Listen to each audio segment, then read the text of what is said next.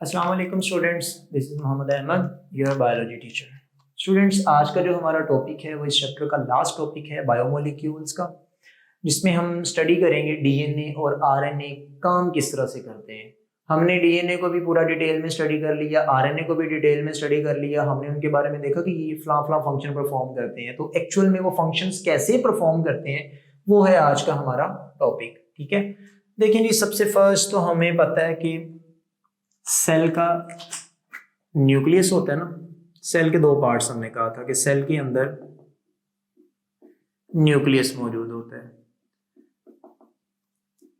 ठीक है सर, हम अब चैप्टर नंबर 3 की तरफ अगर थोड़ा सा जाएं, फिर हमने कहा था कि न्यूक्लियस के अंदर ना कुछ क्रोमोसोम्स मौजूद होते हैं।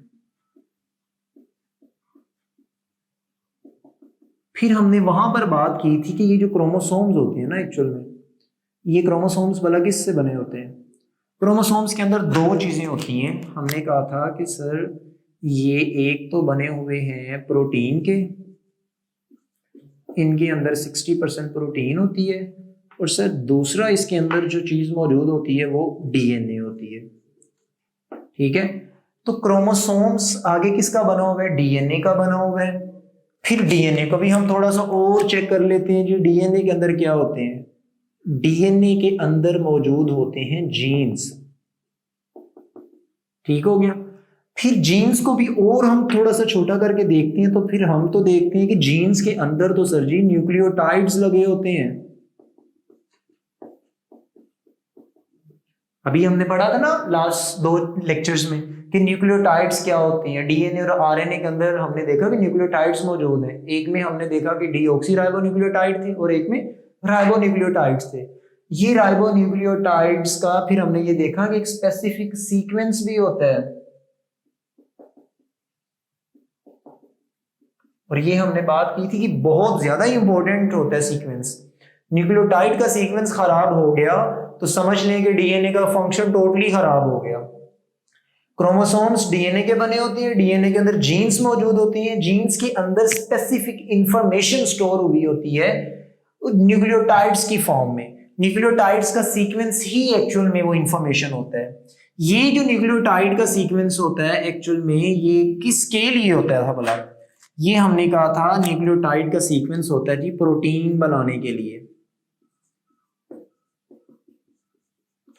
तो यहां पे सबसे फर्स्ट तो आपने बात ये याद रखनी है, कोई भी पूछे कि ये डीएनए अपना काम कैसे करता है, तो याद रखना है डीएनए कोई भी अपना फंक्शन परफॉर्म करना हो ना डीएनए ने, तो वहां पर वो भला क्या कर देता है? प्रोटीन को बना देता है।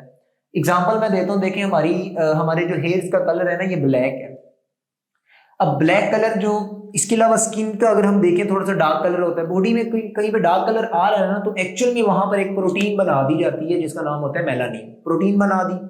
बालों को स्ट्रेंथ चाहिए, अब डीएनए के पास इंफॉर्मेशन है, अब उसने अपना काम करना है, वो क्या करेगा? केराटीन प्रोटीन बनवा देगा।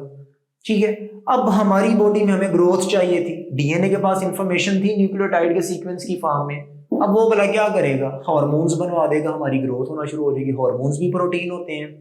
कोई भी काम डीएनए ने जब करना होता है तो वहां पर वो क्या बनवाता है?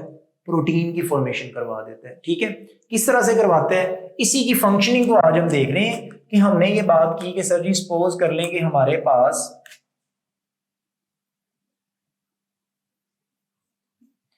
ये एक सेल है। ठीक है, सेल के अंदर हमारे पास क्या चीज है जी? ये हमने बात कर ली कि ये उसका अमाइनो एसिड है, सॉरी उसका न्यूक्लियस है, न्यूक्लियस मौजूद है। न्यूक्लियस के अंदर अभी हमने बात की थी कि क्या चीज मौजूद होते हैं भला? इस तरह से हमने कहा कि सर वहां पर तो क्रोमोसोम्स मौजूद होते हैं। ठीक है, ये क्रोमोसोम्स पड़े हुए हैं। फिर मैंने भला क्या किया, मैंने इस क्रोमोसोम को थोड़ा सा और बढ़ा करके देखने के लिए मैंने इसका ये छोटा सा पीस मैंने कट करना है। मैंने यहां से इसको थोड़ा सा मैं कट करके बाहर निकाल देता हूँ, इधर से इतने को, ये मैं इसको ना बाहर निकाल देता हूँ जी, यहाँ पे आ गए। ये इस इतने से पीस को मैंने नाम दे दिए कि सर ये हमारे पास आ गया, डीएनए का पीस आ गया। मैंने थोड़ा सा पीस काटा तो जी ये डीएनए का पीस आ गया। ठीक है, अब क्रोमोसोम किससे बने होते हैं जी? डीएनए से बने होते हैं। बात ये हमारी हुई है अभी थोड़ी देर पहले जी। ये मैंने थोड़ा सा डीएनए का पार्ट, अब डीएनए एक्चुअल में ना खुद बाहर नहीं आता, ये मैंने बस थोड़ा सा पार्ट मैंने आपको थोड़े पहले भी बताया था कि डीएनए जब अपना काम करता है तो वो खुद नहीं करता, वो अपना एक मैसेंजर भेजता है, वो खुद एक अपना बंदा भेज देता है, उससे वो काम करवाता है। ये डीएनए मैंने, इस डीएनए से मिलकर ये सारे क्रोमोसोम बने हुए हैं, साथ में प्रोटीन होती है। अब हमने क्या किया था, इस डीएनए से थोड़ा सा पीस हम इसका निकाल देते हैं, इसका एक सिंगल स्ट्रैंड हम थोड़ा सा, सपोज करो जी इतना सा ना हमें काम चाहिए ये वाला, इसकी ये जी ये ना थोड़ा सा पार्ट है, इसके अंदर इंफॉर्मेशन स्टोर है एक प्रोटीन बनाने की, हमने इसको अलग कर दिया है। ठीक है, ये इतना सा पार्ट मैंने बाहर निकाल लिया है। ये जो छोटा सा पार्ट बाहर निकाला है ना, इसका नाम बच्चों सुन लो, इसको हमने नाम दिया था last time messenger RNA.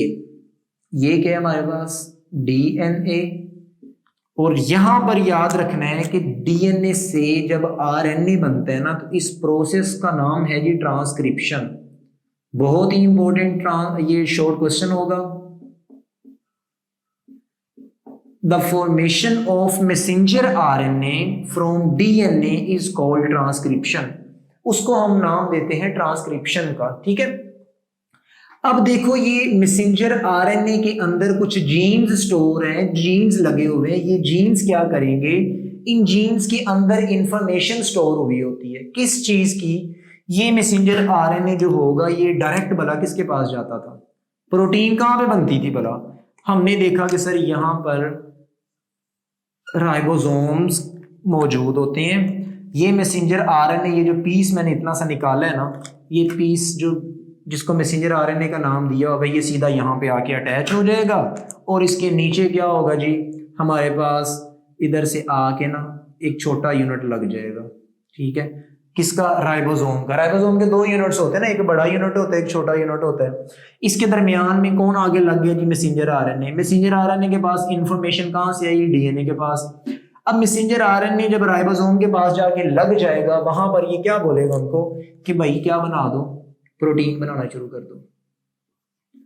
Protein कैसे बनाएगा? हमने अभी पिछले टॉपिक में मैसेंजर आरएनए में मैंने आपको बताया था ना कि मैसेंजर आरएनए क्या करता है, इसके पास मैसेज होता है, ये मैसेज लेके राइबोसोम के पास जाता है। राइबोसोम क्या करेगा, अब अमाइनो एसिड को ये आपस में इसने यहाँ पे जोड़ा जाएगा।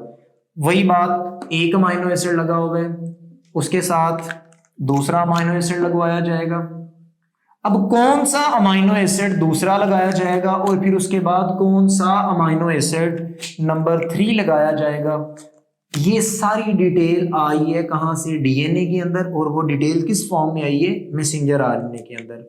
तो यहां पर आपने याद रखना है the formation of protein from messenger RNA is called translation. दो याद रखने हैं कॉन्सेप्ट, यहां डीएनए से आरएनए बना, फिर इस आरएनए से मैसेंजर आरएनए से क्या बन रहा है जी? प्रोटीन बनती है। इस प्रोसेस को हमने क्या नाम देना है जी? इसका नाम है जी ट्रांसलेशन।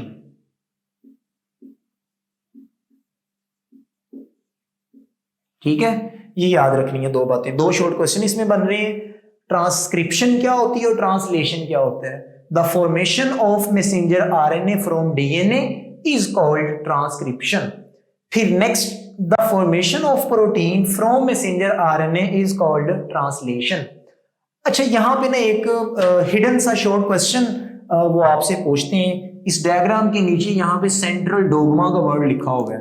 तो बच्चों, ट्रांसक्रिप्शन और ट्रांसलेशन को कलेक्टिवली जो हम नाम देते हैं वो नाम देते हैं सेंट्रल डोग्मा।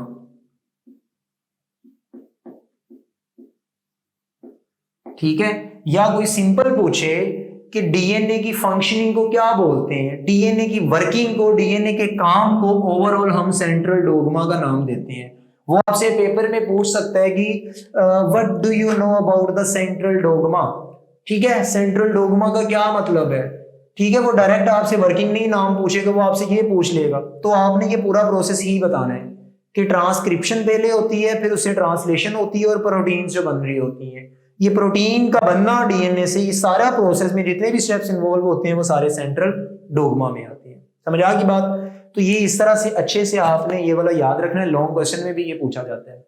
ठीक है, यहाँ तक किसी का कोई क्वेश्चन हो तो आप हमें जरूर बताइएगा जी। अल्लाह हाफिज।